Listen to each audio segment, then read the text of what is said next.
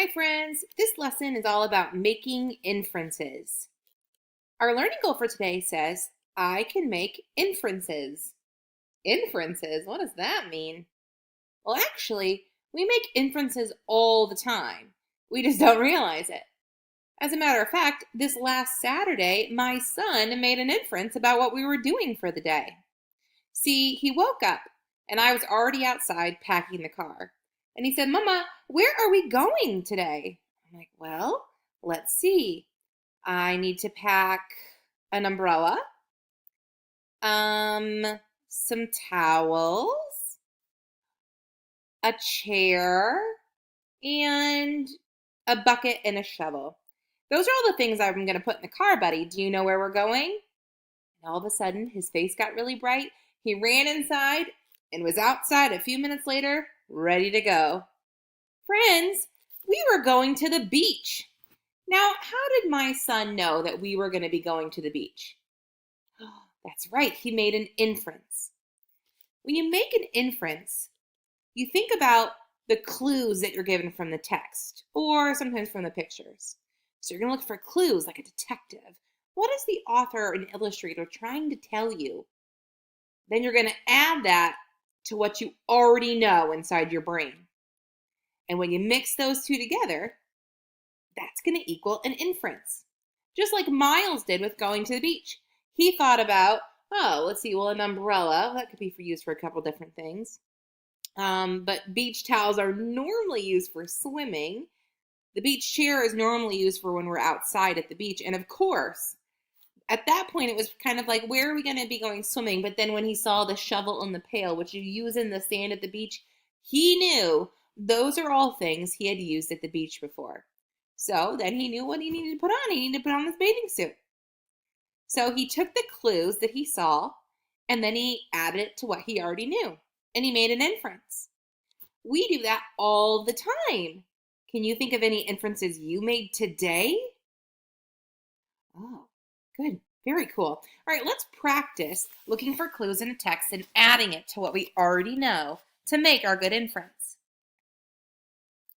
Mom, I need a napkin. It's melting, I yelled as I licked the sticky red juice off my fingers. Let's look for some clues in there. What is the little girl eating? She said, Mom, I need a napkin. So it's something messy. And it's something that melts. Can you think of anything that's melty that you might need a napkin for? I can think of a couple things.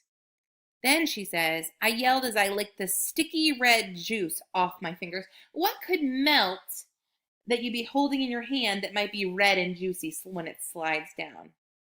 Oh, excellent. A popsicle, of course. Yeah, a red popsicle. We use the clues and then what we already know. We already know that things that are cold melt when it's hot outside. And we know that a couple things melt that we like to eat that's delicious, like ice cream and popsicles. But the sticky red juice, oh man, I could think of a time when I had a popsicle and it was all juicy melting down my hand. I was licking my fingers before I could get to a napkin. I used all of that information to figure out that it was for sure a popsicle. I'm good at making inferences. How did you do? Oh, good job. Let's try another one. Can we please go see the elephants first?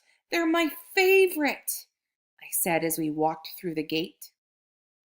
That's a good text. That gives us lots of clues. Let's see. So can we please go see? So we're going to go see elephants. Well, there's only a couple places we can see elephants, especially here in Florida. Where could we see elephants here in Florida? Yeah, probably the zoo. Excellent job. They're my favorite. That means you're going to be choosing between different animals too. So can you go see the elephants first? They're my favorite. So there's probably going to be lots of animals there. I know lots of animals are at the zoo. And that's one place where we could visit elephants. See how I took the clues from the text?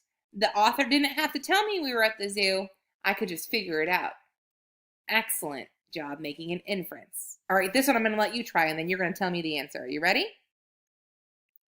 Seth grabbed a coat, boots, and an umbrella before heading outside. Ooh, listen for these good clues. I want to know what kind of weather it is outside, friends. Listen to the clues again. Seth grabbed a coat, boots, and an umbrella before heading outside. Okay, so let's make an inference. What do you already know? What kind of weather would there be if you had to grab all those items? What? You're so good, friend. Yes, it's raining outside. How did you know that? Of course, because a raincoat, boots, and umbrella are all used for when it's raining outside. What would happen if you didn't have those things and you would go outside when it's raining? Yeah, you'd get all wet. No thanks. I do not want to be a soggy mess when I go to school. Let's try another one. You did fantastic. Look for the good clues.